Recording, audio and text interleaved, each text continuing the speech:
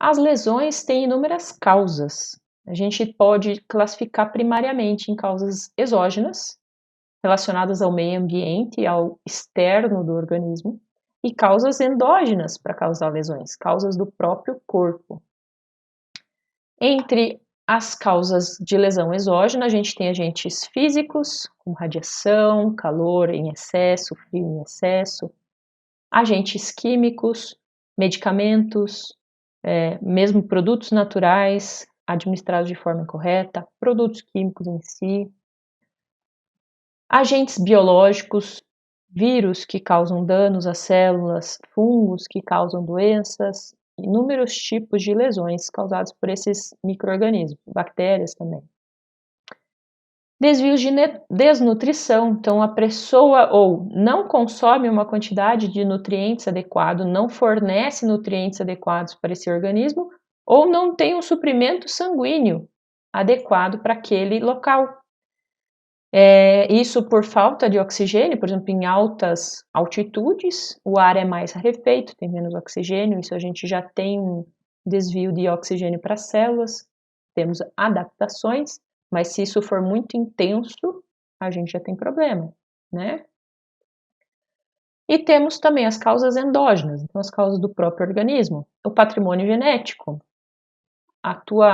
o seu DNA determinando o que vai acontecer com a sua célula, se ela funciona normalmente ou se ela não funciona normalmente. A resposta imune é grande parte dos efeitos que a gente tem nas lesões, né? Pensando nos mecanismos de defesa em si, o nosso organismo reage contra algo externo ou às vezes contra algo próprio, que é a autoimunidade, e esse caminho de responder que as células do sistema imunológico e os mediadores químicos do sistema imunológico usam, podem fazer com que você tenha lesão nesse órgão, nesse tecido. Fatores emocionais, o estresse em si é grande causa endógena de alterações metabólicas como um todo e podem levar a lesões sim, geralmente pensando mais a longo prazo, crônicas, né? Por exemplo, o desenvolvimento de aterosclerose relacionado aos fatores emocionais, ao estresse, e principalmente ambiente social. Então, o local onde se vive, isso também envolve fatores emocionais. O exemplo aqui é uma criança um pouquinho acima do peso e ao redor dela um monte de tipos de comida e visivelmente quase nada saudável. Isso seria, por exemplo, um ambiente obesogênico. Se vive em um ambiente social em que a pessoa, querendo ou não, acaba desenvolvendo esse perfil de consumir coisas além do necessário, etc., né? Hábitos gerados em decorrência desse ambiente social. Mas nem sempre é possível determinar uma causa da lesão como exógena ou endógena. Tem vezes que a lesão simplesmente existe. Isso a gente chama de causas idiopáticas, sem um motivo aparente ou sem você conseguir chegar nesse motivo primariamente. As lesões em si podem ter inúmeros motivos. Aqui temos uma versão bem resumida, vamos dizer, do que acontece para que se tenha uma lesão celular e possa evoluir para a morte dessa célula. A mitocôndria seria aí a chave para tudo isso, né? Porque um dano na mitocôndria pode causar o principal fator, que é essa diminuição de ATP. Então, adenosina trifosfato, a nossa molécula que gera energia pela quebra dessas ligações de fosfato. A partir do momento que eu não tenho uma quantidade de ATP suficiente numa célula, porque a mitocôndria não está funcionando adequadamente, eu tenho múltiplos efeitos depois desse item aí, vamos dizer assim, depois dessa diminuição do ATP. Porque essas moléculas de energia são utilizadas em inúmeros mecanismos celulares. O mais clássico é a bomba de sódio, potássio, ATPase. É a bomba que fica mantendo a quantidade de íon sódio e potássio nas concentrações adequadas. Não deixa sódio entrar em excesso e nem potássio sair em excesso, vamos dizer, né? Então, essa bomba de sódio, potássio, ATPase, depende de ATP para funcionar. Se não tem ATP, ela não funciona. Se ela não funciona, a gente tem acúmulo de água, tá? Se tem acúmulo de água, essa célula vai inchar. Se essa célula vai inchar, ela pode lesionar outros locais e assim danificar toda a célula. Lógico, temos diversos outros mecanismos, outros itens dentro da célula que utilizam essa energia. Além disso, esse dano mitocondrial libera espécies reativas de oxigênio, né? Então, os tais dos radicais livres. Essas espécies reativas de oxigênio se ligam a lipídios, a proteínas, ao próprio DNA e geralmente causam quebras, danificam estruturalmente essas macromoléculas. E, consequentemente, então, esse aumento dessa liberação de espécies reativas de oxigênio acima do que a célula consegue eliminar, porque a gente tem como eliminar esses ácidos, esses radicais livres, se for acima de um determinado valor, a gente não tem como compensar isso. Além disso, outro mecanismo seria a entrada de cálcio para a parte do citoplasma. A partir do momento que tem mais cálcio disponível dentro do citoplasma do que deveria, aumenta a permeabilidade mitocondrial. Se aumenta a permeabilidade mitocondrial, posso ter dano mitocondrial e acarretar nessas duas situações que eu já falei antes. Além disso, esse cálcio é parte, da ativação de diversas enzimas celulares, enzimas que não deveriam estar ativas nesse momento, mas como tem mais cálcio do que deveria, acaba ativando e acaba degradando determinadas estruturas dessa célula. Outra coisa que acontece é o próprio dano à membrana, isso que é mais fácil da gente entender, né? A membrana citoplasmática, lá, aquela nossa bicamada fosfolipídica, que deveria estar bonitinha, íntegra, separando o meio extracelular do meio intracelular, acaba se lesionando, rompendo por inúmeros motivos, o que leva à perda de componentes das células. O seu conteúdo é extravasado. Essa célula, se ela não conseguir recuperar essa membrana, ela vai morrer 100%, né? Não temos opção. Assim como pode quebrar a membrana lisossômica, aqui o nosso livro de patologia faltou um L, lisossômica. Temos a digestão enzimática dos componentes que estiverem no citoplasma, né? Então os lisossomos têm as hidrolases, que digerem proteína, lipídio, carboidrato, tem um monte de enzima dentro do lisossomo. Se essa enzima é derrubada, vamos dizer assim, no citoplasma, vai degradar todo esse conteúdo do próprio citoplasma. E a gente tem situações em que proteínas podem estar sendo mal dobradas, ou existe um dano do DNA, e daí a proteína que é lida desse DNA que está errado também está errada, né? E com isso faz com que tenha uma cascata de ativação dentro do interior da célula, levando à morte dessa célula, né? A ativação dessas proteínas pró-apoptóticas, a gente já vai ver o que é apoptose, levando à eliminação dessa célula.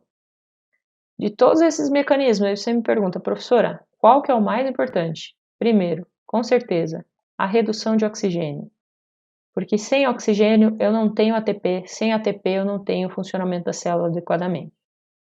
Aí temos as liberações, né, a geração de mais radicais livres do que a célula é capaz de eliminar.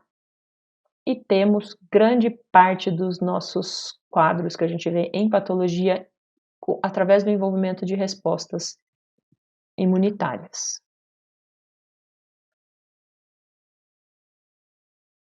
Aí eu já falei o termo apoptose, comentei antes que é necrose. Professora, o que é o quê?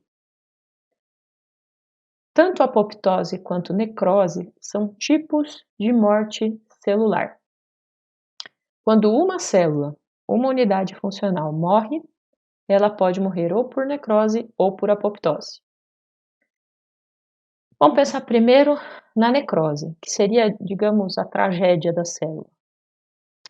Quando ela está sofrendo uma lesão reversível, quando eu tenho algum daqueles agentes exógenos ou endógenos atuando em uma célula, ela primeiro entra nesse estágio de lesão reversível se esse dano não for diretamente pesado, tá?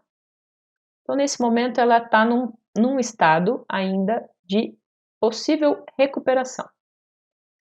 Mas digamos que esse estímulo nocivo que essa lesão continuou e eu não consigo mais recuperar. Porque já danificou as estruturas da célula, porque danificou, não tem mais ATP suficiente, e assim por diante.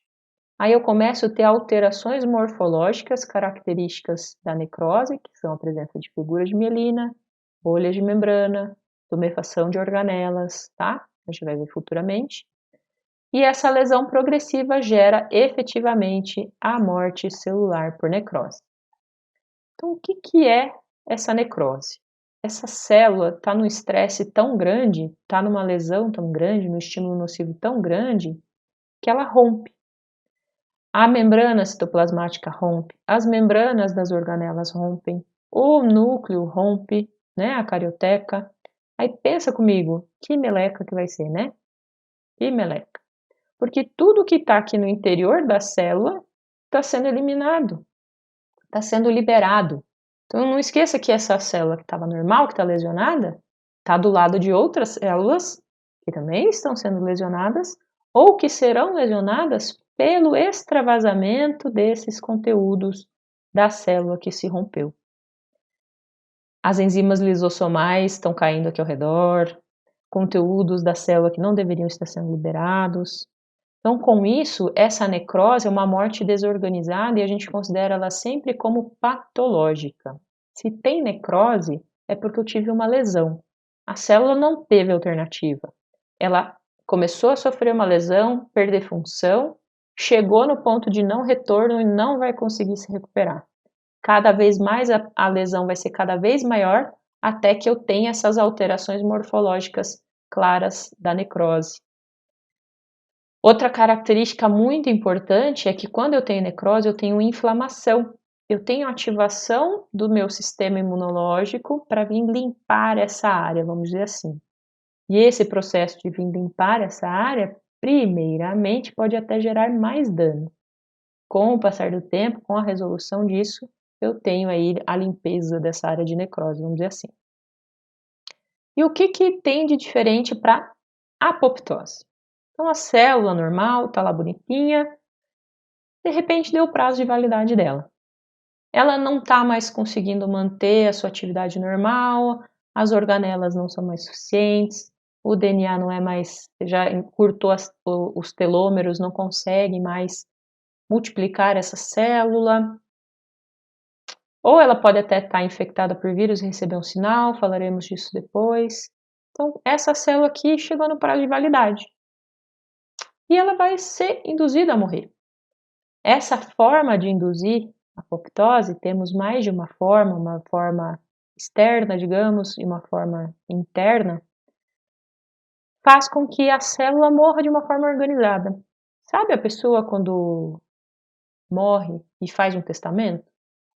A diferença ali que a gente tem da necrose para a apoptose vai ser que na necrose foi um acidente. A pessoa achou que ia durar a vida inteira, nunca mais ia embora, ia viver para sempre. E ela não deixou nenhum testamento.